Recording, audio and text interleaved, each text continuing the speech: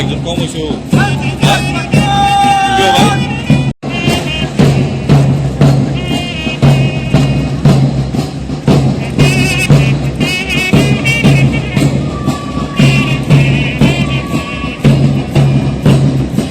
আজকের অনুষ্ঠানের সম্মানিত মুখ্য অতিথি তথা আমাদের রাজ্যের মাননীয় মন্ত্রী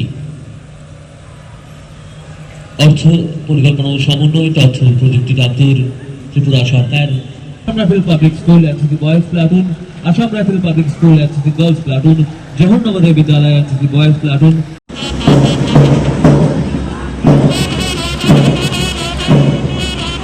স্বাধীনতা দিবস উপলক্ষে দুটি জেলাভিত্তিক স্বাধীনতা দিবস উদযাপন অঙ্গ হিসেবে আজকে আমাদের যে পুলিশ প্রশাসন এবং জেলা প্রশাসন সিভিল উদ্যোগে আমাদের এই সিবিআই মাঠে স্পোর্টস কমপ্লেক্স মাঠে রেসাল অনুষ্ঠিত হয়েছে। আমরা অনুভব করেছেন আমাদের 9টি প্ল্যাটন এখানে উপস্থিত ছিল এবং মোটামুটি খুব সুন্দর হয়েছে।